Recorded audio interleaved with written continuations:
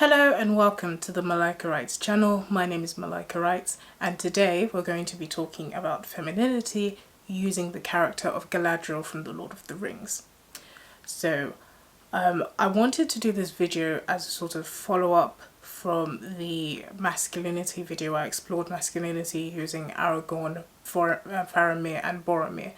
I think using characters to explore concepts is an easier way of doing it. I think when we use real life examples of people, it can get a bit touchy, people can get in their feelings a little bit. So I think using characters is a good way to see this, because with characters we have the benefit of being able to see their arc, being able to, put them into different archetypes, and it makes the whole process a lot easier. So today the character we're going to be using is Galadriel from the Lord of the Rings. For those of you who do not know Galadriel, she is a very, very prominent character in the Lord of the Rings trilogy. We see her in the films. She is the one who narrates the tale of the creation of the Ring of Power and the other rings that went to the different races, so the dwarves, the elves and men. And she is the character who is ruling with her husband Celeborn in Lothlórien, where Frodo and the rest of the Fellowship go after Gandalf is slain in Moria. So she is a character that has significant importance. She's also in the same order as Gandalf and Saruman and Elrond. So they go and take on Sauron when he's in Dol Guldur. In The Hobbit, in the book we don't really see these events, but in the Hobbit trilogy they added those events because it was happening at the same time that Thorin Oakenshield and company were going to the Misty Mountains. So she's a very prominent character, and her origin is from the first age, so she's quite old. Contrary to popular belief, she is not older than Gandalf. Gandalf is a Maya, so he was kind of born or made way before creation at all, and Galadriel was born during the first age. So she was born to the house of Finwë. Finwë was the High King of the Noldor. The Noldor, one of the three tribes that exist in Valinor. So we have the Vanyar, we have the Teleri, and we have the Noldor. And Finwë was the High King of the Noldor, and Galadriel was his granddaughter. So she is the daughter of Finarfin and Eowyn, which makes her quarter Noldor, quarter Vanyar and quarter Teleri. So she's kind of got the whole mix, and that actually becomes very important later on in her story, where she goes on to have a child and her child is Celebrian, who marries Elrond. So the whole thing sort of rounds up. Her heritage is very important eventually, because it gives way for Arwen to be born. And if you want the full story, you have to read the Silmarillion. It's very complicated, and this is too short of a video to really go through everything. But that's just her basic sort of background. And she came to Middle-earth during a conflict. So this is going to take a bit long, but this is just the short version of it. So basically there's trouble in Valinor, and the Noldor have decided to go to Middle-earth. Galadriel was one of the people who was very adamant about going to Middle-earth. She wanted to explore new lands. Her main priority was to rule a kingdom of her own. She wanted to have a kingdom to rule. And she, in the Silmarillion, it says she was the only woman to stand tall amongst the Noldor princes that day. So Galadriel, in her description in the books, is described as tall. She's called the fairest of the house of Finwë. It's said that the light of Laurelin, one of the trees, its light was almost meshed in her hair. So she's said to be very beautiful. She's tall, she's proud. Everything about her almost exudes arrogance, and typically that would be a very sort of masculine energy. We would identify that as a masculine energy, and I think one of the reasons why I chose Galadriel especially for this is because I think she shows the journey of what it's the feminine journey very well. She doesn't start out as the epitome of femininity. She starts out as most people, or most women, most girls they started as girls, they started wanting to have adventures, you know. I think society has done a bad job of defining what femininity is and almost denying that process. There is always a story to get to a destination. You're not just born and then feminine. That's not really how it works. So Galadriel's journey begins where she's quite proud, she's arrogant, she's standing amongst the princes, and she wants to rule a kingdom of her own. It's not just to go and explore these new lands, it's to rule a kingdom. So she gets left behind with the host of Fingolfin after Feanor. If you've watched a lot of Lord of the Rings videos, you'll know this character, Feanor. He is the first son of Finwë, and he leaves his half-brother and half-brothers behind. So Galadriel is with the host of Fingolfin, and they go through the Helcarax, which is this really horrible, snowy, very icy sort of place. They lose a lot of people on that journey. So you can imagine they're not exactly happy with the host of Feanor when they get to Middle-earth. And the host of Feanor is so ashamed that they don't actually greet them. So there's this conflict between them, and in this environment we see Galadriel leave the main host, and she goes to Doriath. Now Doriath is ruled by Elu Thingol and his wife Melian. Melian is a Maya, so she's the same as Gandalf, and she is married to this elven king. And her, she comes into this whole tale through her daughter, which I think everyone knows by now, Luthien Tenuviel. So the fact that she's married to an elf is very important. That comes in a lot later in the story. But it's important for us to know that she's a Maya. So she's said to be one of the wisest of the Maya as well. So this is very important for Galadriel's story, because much like the traditional myth or fairy tale, a mentor has to come in, and Melian serves as that mentor for Galadriel. So we have this very proud character who's coming in. She wants to rule a kingdom of her own, and she comes in and she's tutored by this wise queen who instructs her on what she's supposed to do. So we see Melian's influence later on when Galadriel is ruling in Lothlórien. And that influence, even though we're not given all of the details of what happened during that time, because there's a lot happening in the Silmarillion, but there is a sense that not only is Galadriel a friend to Melian, but she's also a disciple. And that's very important, because in myths we always have the archetype of the mentor. That's so important in the growth of a character, to have a mentor. And what better mentor than a literal angel in the world of Tolkien, as the Maya are.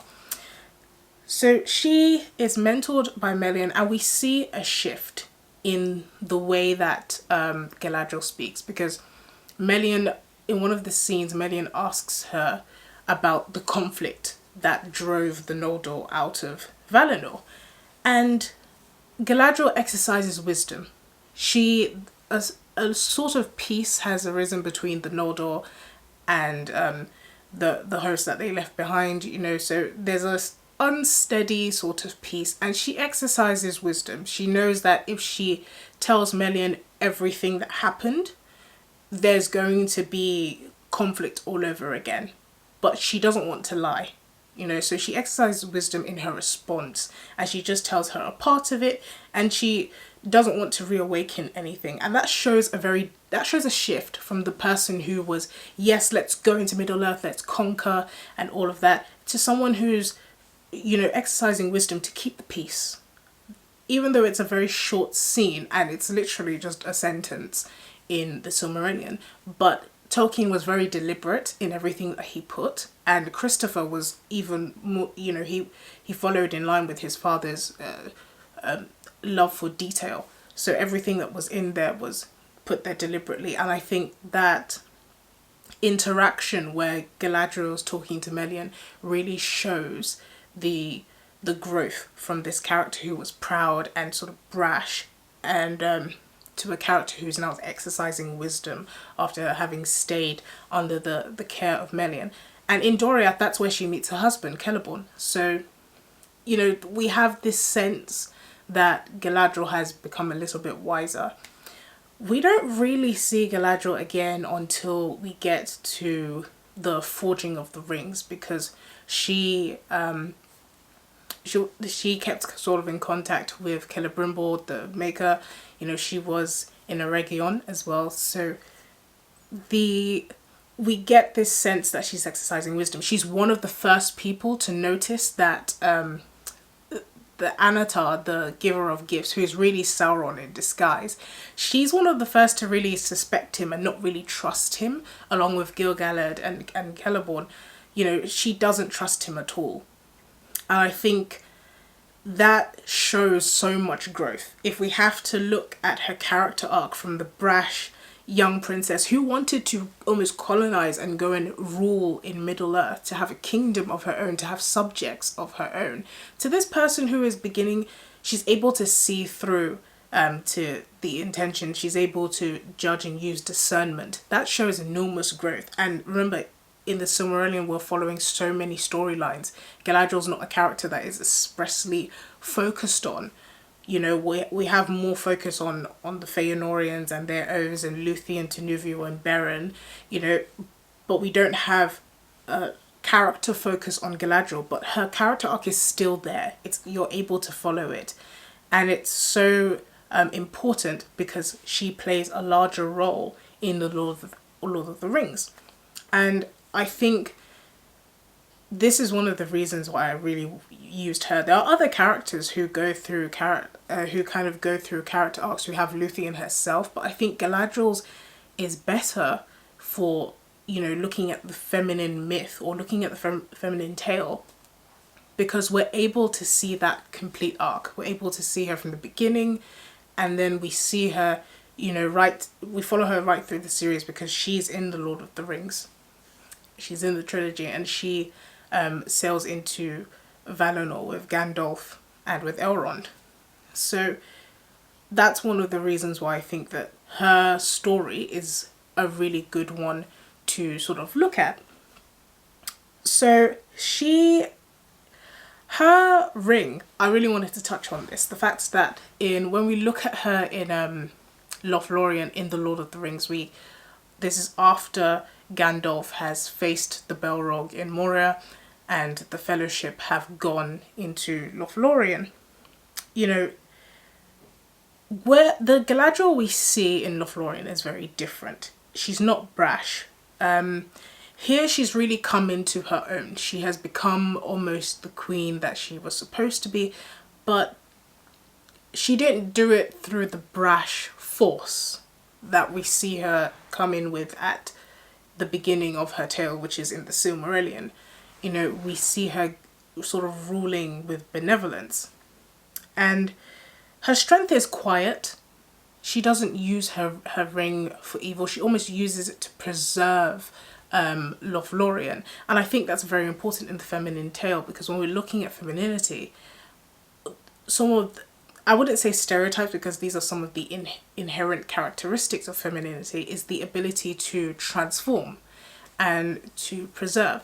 So when a woman is pregnant, she facilitates the transformation of that egg and sperm into a baby. She doesn't create that life, she facilitates that life. And when we look at Galadriel and the way she uses her ring, she facilitates and transforms and really nurtures this growth inside Lothlórien. When we look at the description of it, how almost they are so unaware of time, it seems like they're trapped in this place. It's described as the most, you know, it's elvendom on elvendom in Middle-earth. You know, it's a replica. It's sort of capturing what Doriath was. And remember, Doriath was the collaborative effort of the dwarves, the elves, you know, in the first stage where everyone was everyone was more powerful. And so I think when we look at Galadriel's powers and we look at her story, she really represents what the feminine sort of archetype is, which is nurturing, but I think it's nurturing more than just a child. It's nurturing an environment. It's facilitating the life in an environment. It's keeping it going. you know, so it's making sure that that environment is flourishing. And I think it's really interesting to note that Galadriel and Celeborn weren't the original rulers of Lothlórien. They came, you know, they came to Lothlórien and they ended up becoming the lord and lady of it. They're not really a king and queen, they're the lord and lady of Lothlórien, and they rule over it. But the original king, you know, Amroth, he tried to sail into the west, his lover got lost and he drowned. It's a very tragic tale and there's a whole song about it. I think it's the tale or lament of Nimrodel. You should definitely check it out. It's a lovely story. But she doesn't become a queen, she's a lady, and she still kind of governs in the same sort of power as a queen. So, but I still think it's, like I mentioned before, Tolkien was very particular about the things that he put into his stories, and I think it's important to note that he didn't make her a queen, he made her a lady. And I think that's very important because something I've noticed from reading a lot of myths concerning women, even stories that are kind of written by women that are really good, there is this constant struggle between women and power. And when we contrast this with the masculine myth, the difference here is that while both the masculine and the feminine are sort of interacting with power, the masculine struggle is accepting that power. He's supposed to accept that power, but what happens is we often get the hero running away from power. He runs away from power and its responsibilities. But with the feminine myth, what we have is the woman wanting the power. The feminine always thrives with power, it wants power, but the struggle here, what the heroine has to do is almost try not to usurp that headship, try not to usurp that place that is not, and almost, this sounds really bad, but almost stay in her place. You know, there is a role that she plays, and that seems to be the interaction that both the masculine and the feminine have with power. It's about the masculine is supposed to accept that responsibility and go for it. But what we have in a lot of movies and a lot of myths is not the acceptance of the power. And I think that's one of the things about society that I think not enough feminine myths have been told, so sometimes it's difficult to pinpoint what the difference is, but that's the difference. It's the fact that the feminine is always eager to accept power. They're eager to accept that responsibility, but it's about making sure that you're not usurping it. Whereas the hero is always running away from it. He doesn't want to accept that headship, that responsibility. He wants to almost be a Peter Pan. And he has to eventually grow up, essentially.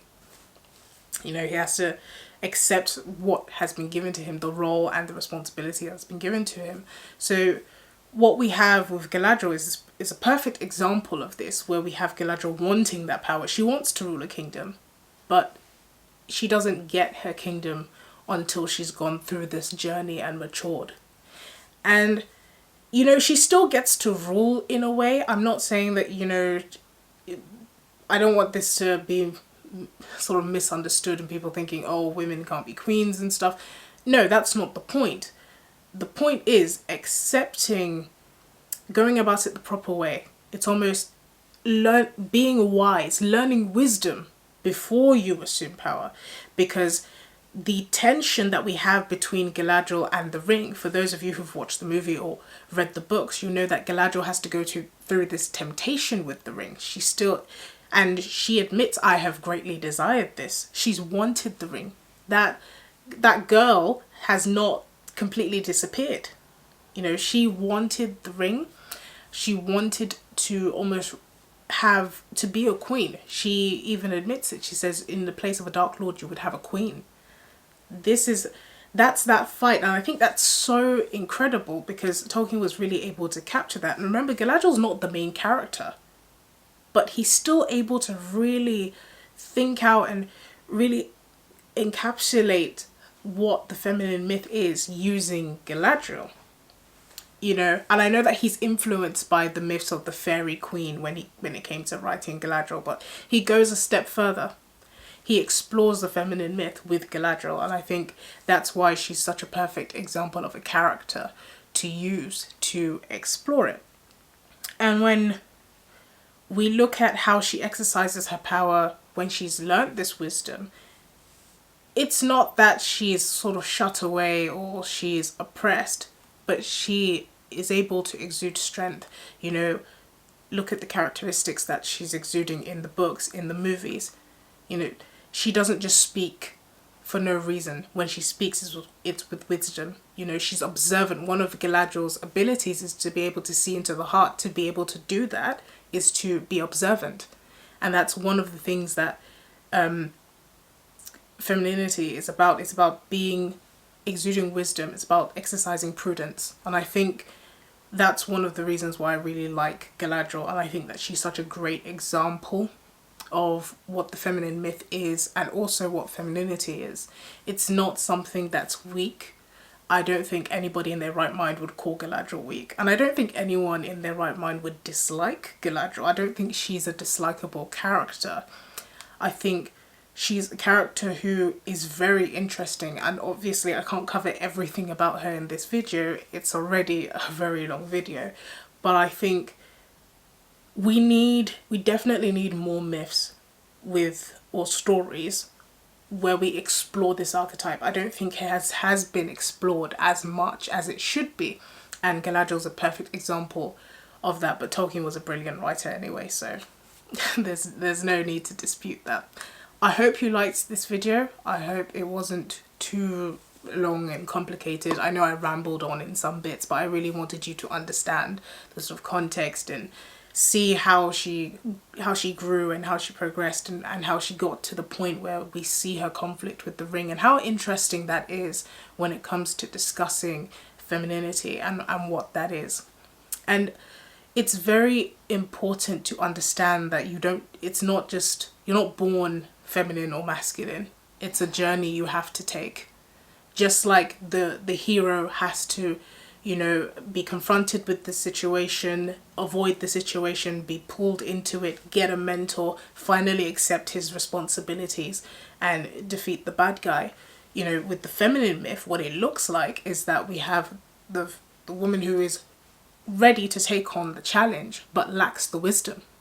Because, you know, you have to go through experience, you have to learn, you have to be tutored and mentored in order to gain wisdom. You have to go through it, and wisdom takes time. So I think, and you have to almost confront that inner ambition, that urge to just brashly go forward and take it, even if it feels, and I think Galadriel is definitely qualified, but I think even if you are qualified, it's about knowing what time and what place. It's about being appropriate. And I think that's the feminine myth. It's about gaining wisdom. Whereas when we talk about masculinity, we talk about accepting responsibility and sacrificing. The feminine journey, the feminine myth is getting wisdom, is obtaining wisdom, exercising prudence. You know, that seems to be the feminine myth, and I think Galadriel's a great example of that. So let me just close this off and stop rambling. This is like the second sort of ending of this video. But thank you so much for watching. I hope you enjoyed this video. Please give it a like, comment, let me know what you think I could have added. If you want me to expand on anything, I really don't mind making a second video and addressing it in the comment sections or through a video. So thank you so much for everything, and I hope you have a lovely day.